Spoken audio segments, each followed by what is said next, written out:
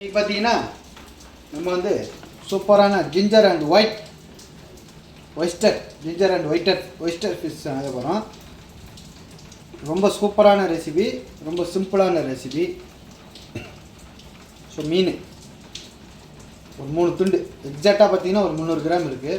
So உங்களுக்கு எவ்வளோ தேவையோ அந்த அளவுக்கு எடுத்துக்கலாம். நான் வந்து துண்டு மீன் வந்து ஒரு 3 துண்டு எடுத்துருக்கேன். ஸோ 3 துண்டு எடுத்து வச்சுருக்கேன். ஸோ இஞ்சி முக்கியமான தோலை சீவிட்டு நல்லா இப்படி சின்ன சின்னதாக நீட்டமாக வெட்டி வச்சுக்கோங்க. ஸோ பூண்டு ஒரு 2 பூண்டை தோல் உரித்து, ஸோ பூண்டு நல்லா தோல் உரித்து இந்த மாதிரி சின்ன சின்னதாக கட் பண்ணி வச்சுக்கோங்க. ஸ்ப்ரிங் ஆனியன் இருந்துச்சுன்னா ஒரு 2 ஸ்ப்ரிங் ஆனியன் நல்லா இந்த மாதிரி நீட்டமாக கட் பண்ணி வச்சுக்கோங்க. ஸோ எண்ணெய் ஒரு 3 டேபிள் ஸ்பூன்.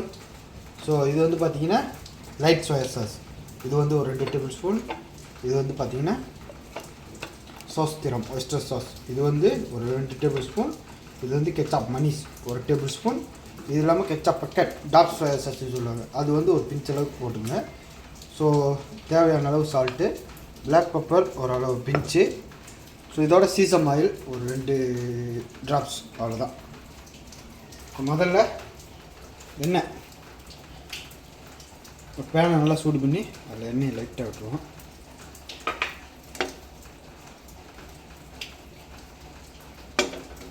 எண்ணெய் சூடாகட்டும்.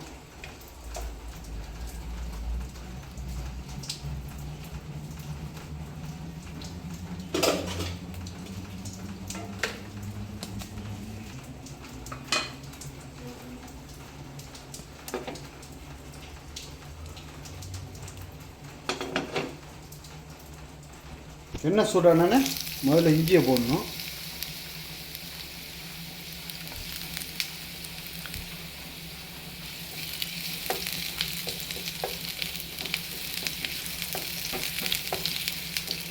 ஸோ இஞ்சியை வந்து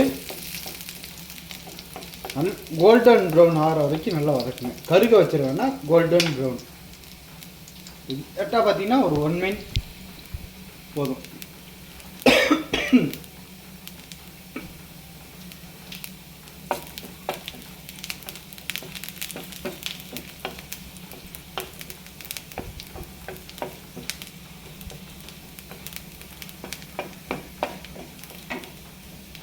ஒரு நல்ல அரோமா வரும்.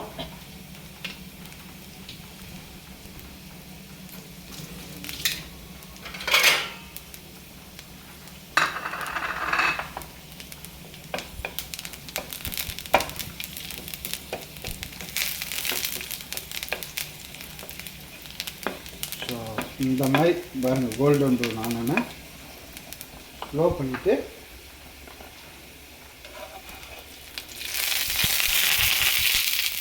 எடுத்துருங்க.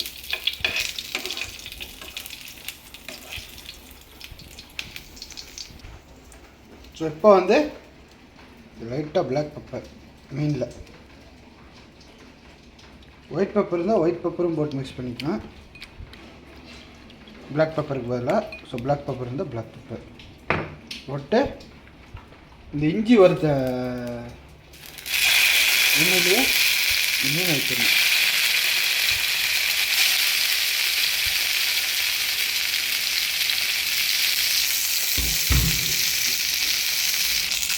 ஒரு நிமிஷம் கழித்து மீன் அப்படியே திருப்பிடணும்.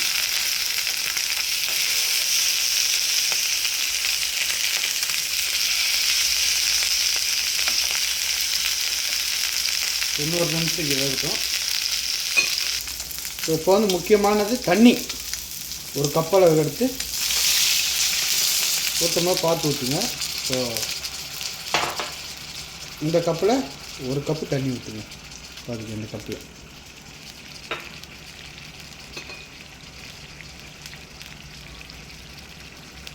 ஸோ மீனை எடுத்துருவோம்.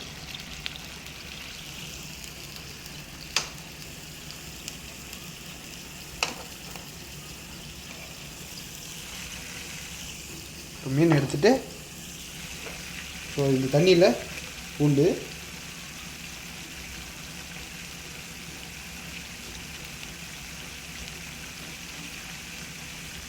சீசம் oil,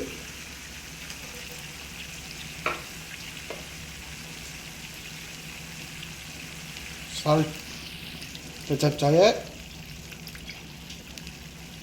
light soya sauce. So இது வந்து ஸ்வீட் சோயா சாஸ் கொஞ்சமாக, இதோட ஒயிஸ்டர் சாஸ்.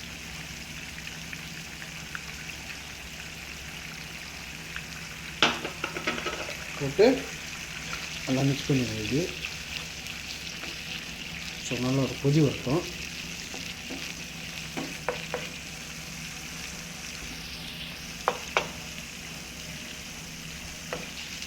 ஸோ உங்களுக்கு சால்ட்டு பத்தலைன்னா கெச்சப் சாயா, லைட் சோயா சாஸ் ஒன்று கொஞ்சம் ஆட் பண்ணிங்க. சால்ட்டு கரெக்டாக இருந்தால் ஆட் பண்ண வேண்டாம். ஸோ உங்களுக்கு சுகர் அடிஷ்னலாக வேணால் சுகர் போட்டுக்கணும், இல்லாட்டி வேணாம்.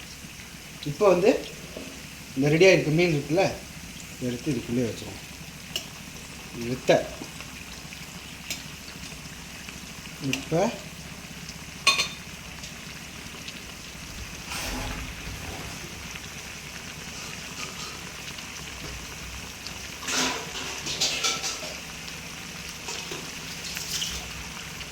ஒரு 1 மினிட் இதை மூடி வச்சுருவோம். ஸோ நல்லா குக் ஆகட்டும். திருப்பி ஒரு டைம் போடணும். ஸோ அப்போ ஒரு 1 மினிட், இப்போ ஒரு 1 மினிட் குக் ஆகட்டும். இருக்கும் போது இப்போ டக்குன்னுலாம் எடுத்துடாதீங்க. எப்போவுமே இந்த மாதிரி பாத்திரம் இருந்துச்சுன்னா இந்த மாதிரி எடுங்க. இதுதான் எடுத்த மாதிரி எடுத்துகிட்டு 1 மினிட் ஆகிடுச்சு. இப்போ ஒரு 1 மினிட் இப்படி திருப்பி வைப்போம்.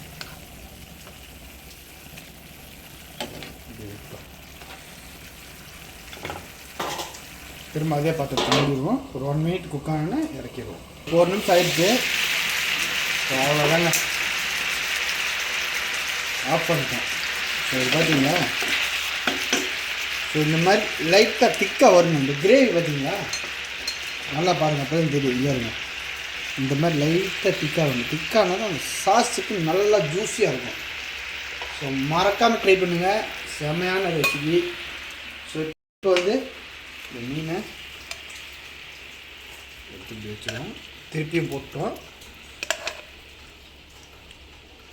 திருப்பி 3 மினிட்டில் சாஸை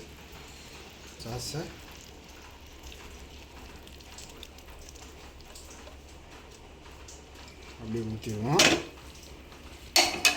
ஊற்றிட்டு இதில் நம்ம பொரிச்சு வச்சுருந்தோம்ல இஞ்சி, அதை அப்படியே மேலே போட்ட வேண்டியதான். போட்டு இதோட ஸ்ப்ரிங் ஆனியன் இருந்துச்சுல, அதையும் போட்டுருவோம். ஸோ முடிஞ்சுங்க. ரொம்ப சிம்பிளான ரெசிபி, எல்லோரும் பண்ணலாம். ஸோ மறக்காமல் ட்ரை பண்ணி பாருங்கள், செம்மையாக இருக்கும். நீங்கள் எந்த மீனில் வேணாலும் ட்ரை பண்ணி சாப்பிட்லாம். முழு மீனை கூட போடலாம், நல்லா அடி தூளாக இருக்கும். ஸோ மறக்காமல் ட்ரை பண்ணி பார்த்து சப்ஸ்கிரைப் பண்ணி லைக் பண்ணி சப்போர்ட் பண்ணுங்கள்.